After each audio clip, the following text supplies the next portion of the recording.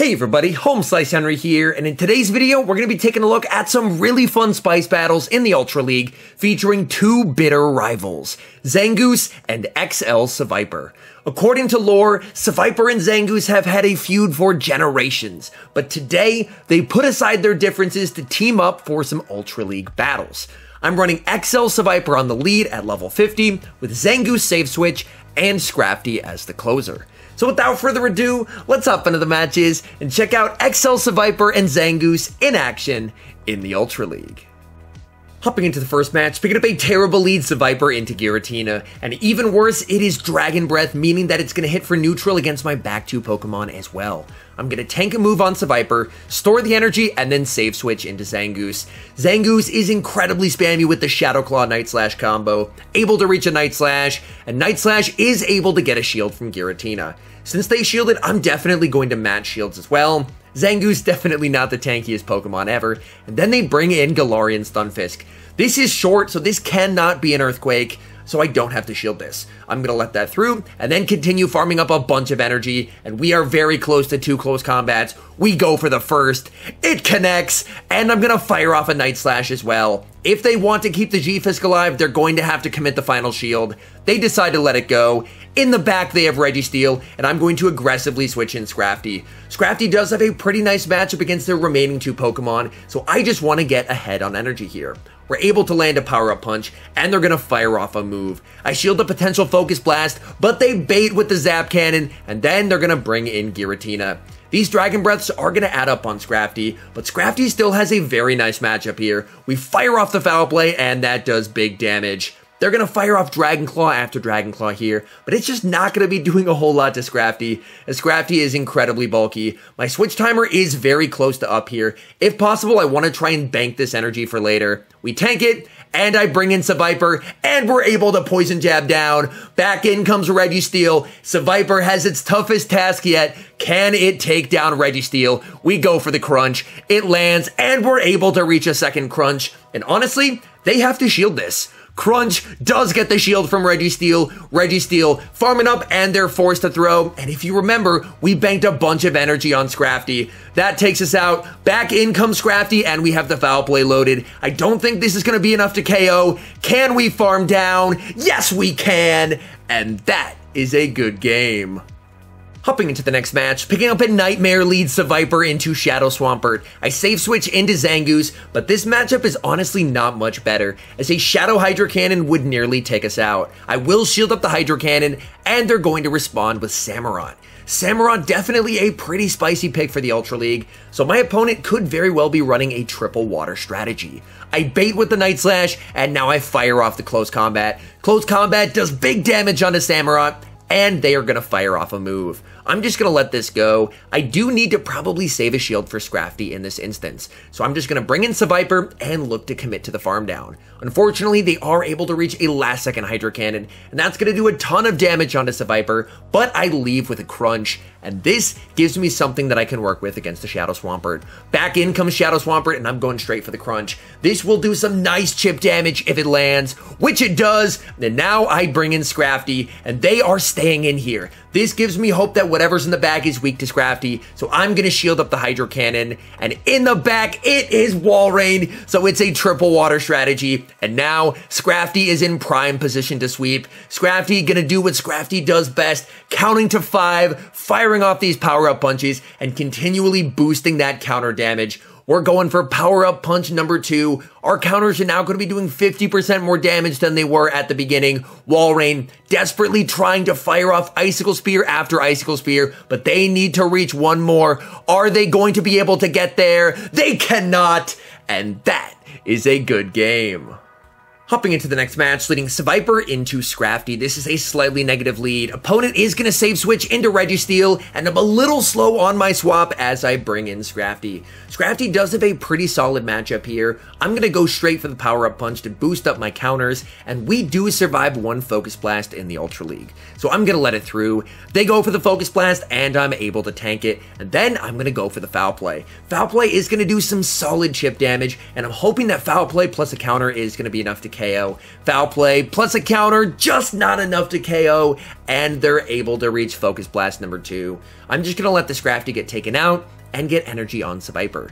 And my opponent brings back in the Scrafty. That is absolutely huge because I had lost Switch. So if they decided to bring in their third, I would have been in a ton of trouble. But they bring in Scrafty on the SEVIPER, and suddenly I may actually have a chance here. Going for Poison Fang number 2. It lands. Scrafty is finally going to throw a move, and I have to respect the foul play here. It is the foul play, and in the back, they have a Tapu Fini, an actual good matchup for SEVIPER. You love to see it. I'm going for the Poison Fang. Let's lower that defense. I'm gonna bank some energy and then bring in Zangoose. I have to get some kind of use out of Zangoose in this matchup. I'm gonna be firing off the Night Slash. It's resisted, so they don't have to shield it. But any chip damage will help here, and I'm going to save the shield for SEVIPER. They go for the Moonblast. Down goes Zangoose. Back in comes SEVIPER. Looking for the farm down, and we get it. We do have quite a bit of energy here. Can we get to 2 Poison Fangs? Poison Fang number 1 gets the shield, and then the game freezes. Please, game, not now. It unfreezes, and we're able to get to the last Poison Fang.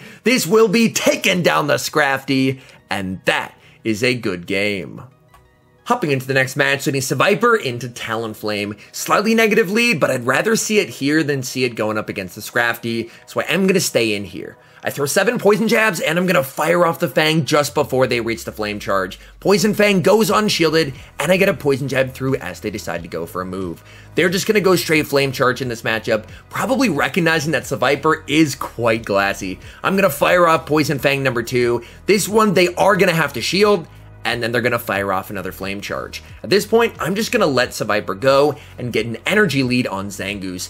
Zangoose is going to have to take an Incinerate, but a Zangoose with an energy lead can be quite deadly. In the back, unfortunately, they do have Nidoqueen, and that's a bit of trouble for this entire team. I go for the Night Slash, it lands, and we do not get the boost. I'm going to tank the Poison Fang, make sure that I bank a Night Slash for later, and then I'm going to bring in Scrafty, and my opponent is still staying in here. So hopefully, this means that whatever is in the back does not want to see Scrafty and doesn't want to see Zangoose. I'm going to be firing off the foul play. No baiting here, trying to do some damage, and they do commit the final shield. So it appears they're very weak in the back to Scrafty. I'm going to let this go. I'm going to trust in Zangoose with a shield advantage in the endgame, and I'm able to reach the foul play. I'm really needing this to KO. Foul play, not enough to KO. We're able to farm down on very low HP, and in the back is a Trevenant, the perfect Pokemon to see. They're not going to be able to Shadow Claw us down, and 2 Night Slashes is going to be enough to KO.